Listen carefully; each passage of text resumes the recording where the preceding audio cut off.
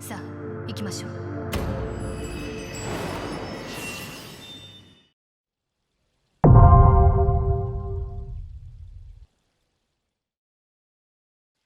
What's up guys, my name is Aegis and welcome to the In Room.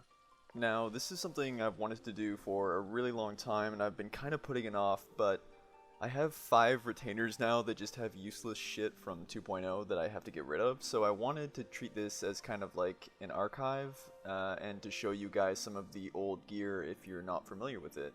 So for the very first episode, we're going to be going over 3 gear types that were originally found in 2.0 in Amdapor Keep, so that's why I've come all the way out here. But since this is the first episode, I just wanted to quickly go over the legend for the coloring on the gear icons, since it will help us understand where some of these items can be found and how they can be obtained. But if you want to skip this quick breakdown, feel free to click one of the links in the top right hand corner to skip right to one of the sets that we'll be going through. So to illustrate the example, I'm just going to use the Arcanist's Arm, which is a grimoire, to showcase the different types of gear that there are in Final Fantasy XIV. First we just have the normal white gear, which is mostly just crafted gear. It's low quality, which just means it's the lowest type of gear you can get in the game. This also comes in high quality, which is shown here by the sheen at the top of the icon.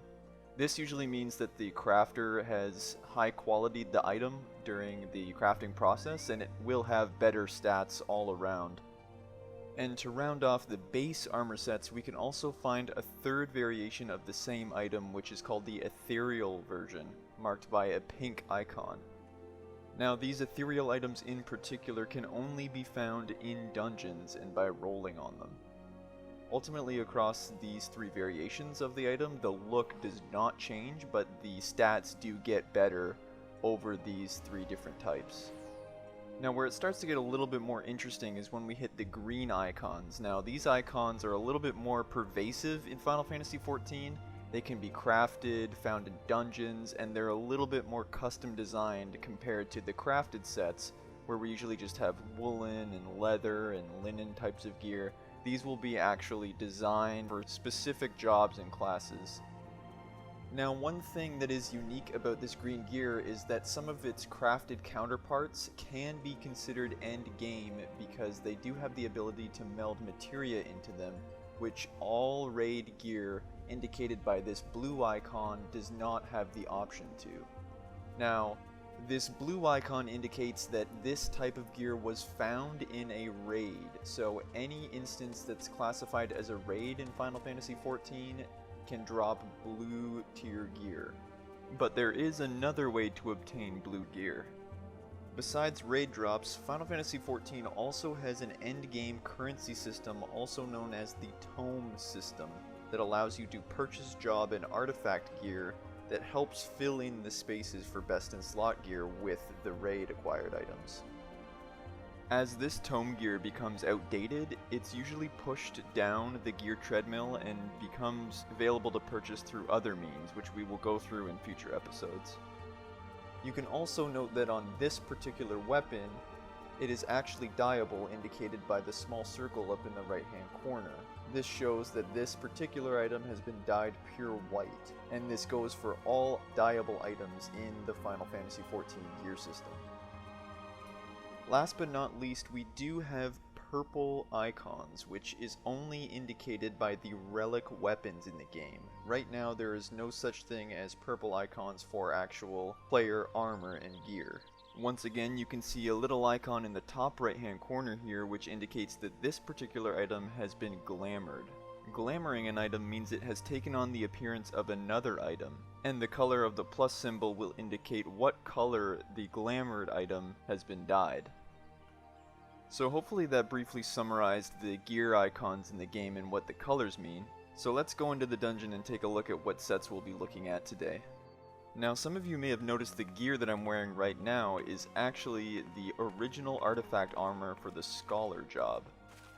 I'll be going over artifact armor in a future episode, but I thought this was very fitting because Amdapor Keep was the second level 50 dungeon when the level cap was 50 at the launch of A Realm Reborn.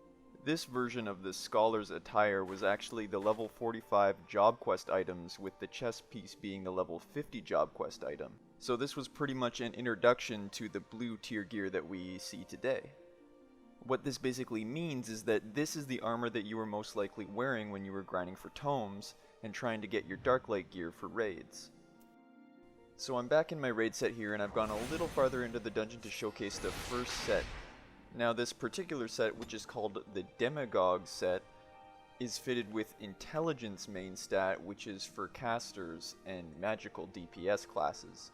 What's important to note is that this set can be equipped by all Disciples of Magic and not just DPS classes, meaning that this can also be equipped by healers and glamored onto healing items. The Demagogue set in particular is not extraordinarily unique in any sense, but what makes it stand out are its colors. Now, most of the gear items are reskinned of crafted items such as the half robe, the half gloves, the patens, and the chasses. But what makes this really unique is the mask, known as the Demagogue mask. It's basically a reskin of the Minoa mask, but it is a darker, more inverted version of it, and gives the overall look of the set a little bit of a darker vibe. Other than that, the only piece in this set that can be dyed is the mask, so the actual colors of this set are pretty much what make it stand out. One thing that I thought was really interesting about the three sets we're going to be going through is that all three of the names of the sets are derived from Greek terminology.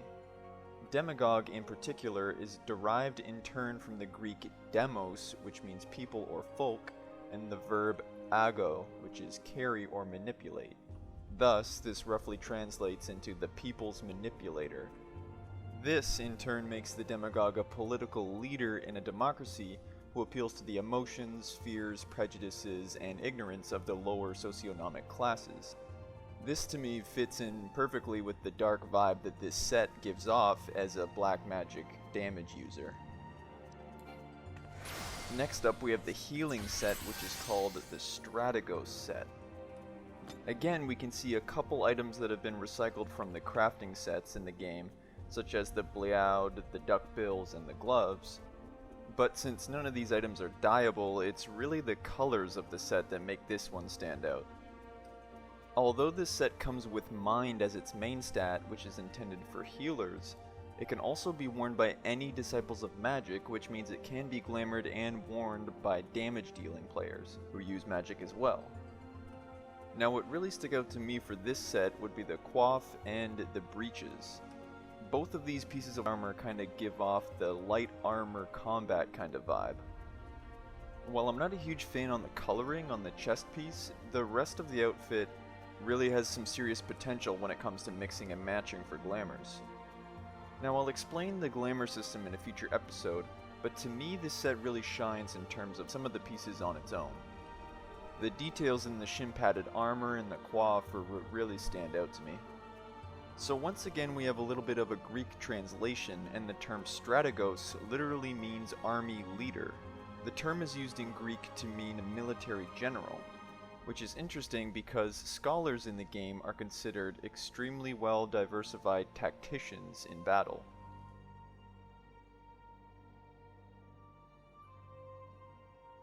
So last but not least we have the tanking set that's found in this dungeon, known as the Hoplite set.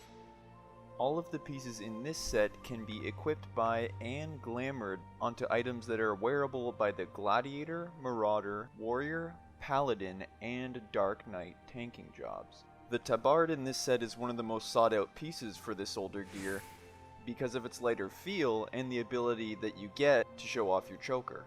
Now the more heavily armored parts of this set aren't terribly unique, but what is unique is the tabard and the circlet for a tanking class.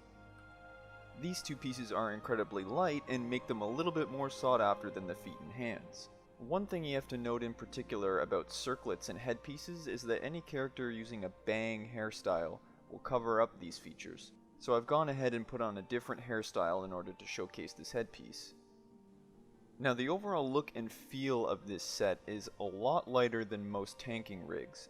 We've seen this tabard before on NPCs, but unfortunately this version is not dyeable. The only thing that is dyeable in this set are the sabatons. Now usually full sets can showcase all of their pieces equally, but here I've taken off the feet and the hands in order to be able to showcase the leg armor and the actual chest piece. The chest piece in particular has the chainmail coming all the way down to the wrists, which is important to note in case anyone wants to use this chest piece for a light armor glamour. You can also see that there's a good reason why the feet cover the entire leg portion of the character. Now with this set, we still get a little bit of Greek flavor. In ancient Greece, hoplites were citizen soldiers who primarily armed themselves with spears and shield. While none of our tanking classes use spears in Final Fantasy XIV, we do have the paladin, which uses a shield, and the tabard gives a little bit of that Greek flavor. So for the entire episode, we've been in Amdapor Keep, which is the original location where all of these items were acquired.